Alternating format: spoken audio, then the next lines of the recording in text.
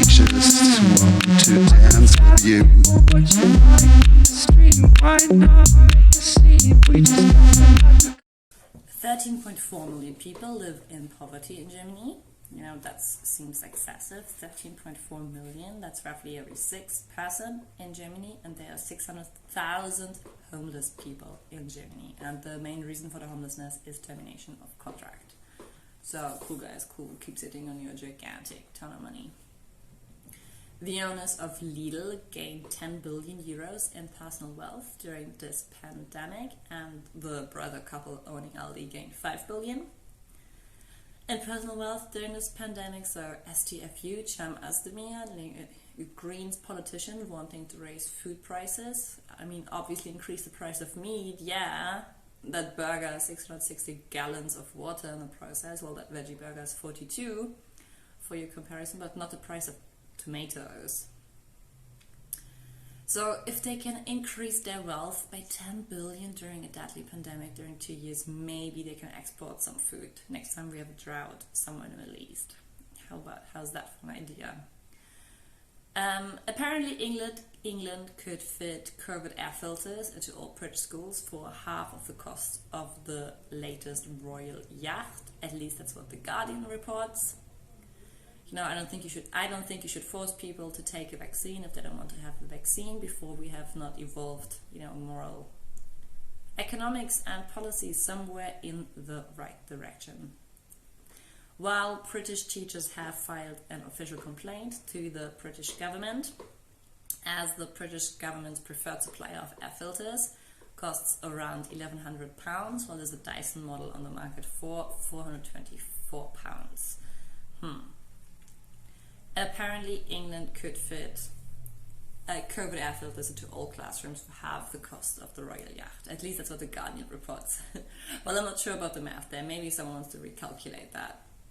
Because the latest royal yacht costed around £250 million. Seems very cheap to install COVID air filters into all British schools. So, meanwhile, the German finance minister says the pandemic must be overcome with the value of freedom, you know, whatever that may mean, you know. So the FDP, you know, fully free trade, that's what we stand behind, among other things. Also, Lindner, Germany's finance minister, has recently spoken out in favor of compulsory vaccinations, you know, contrary to what he had said before the general election. So all federal ministers of Germany have spoken out in favor of compulsory vaccination. So has Germany's health minister and its chancellor. Yet whether that law will be passed is not up to them, but the Germany's parliament, the Bundestag. But let's stick to crazy COVID facts around the world. So UAE bans unvaccinated citizens from leaving the country starting today, January 10th. Amsterdam police brutally ends a no-COVID passports protest in Amsterdam. During this pandemic's winter, roughly 18,000 Lufthansa planes are going to circulate above us completely empty, because otherwise they will lose their starting and landing rights. Cool guys, cool. While let's skip to migration management and asylum seekers in the EU. The EU Task Force for Migration Management, with a yearly budget of 276 million euros. 276 million euros, with a quarter of that you can produce Don't Look Up, so let's reconsider that movie and its impact. Hashtag no more Marias.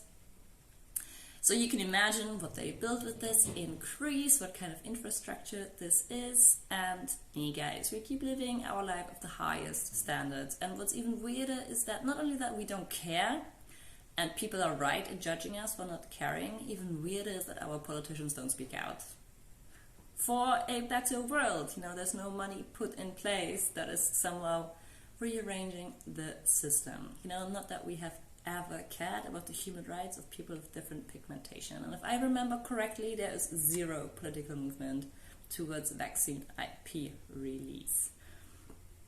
So, you know, it's legally protected industry knowledge that makes the world turn right, including all its pain and its abuses.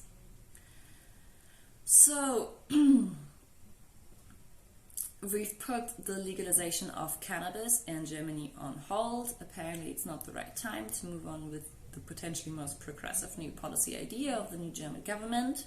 Cool. While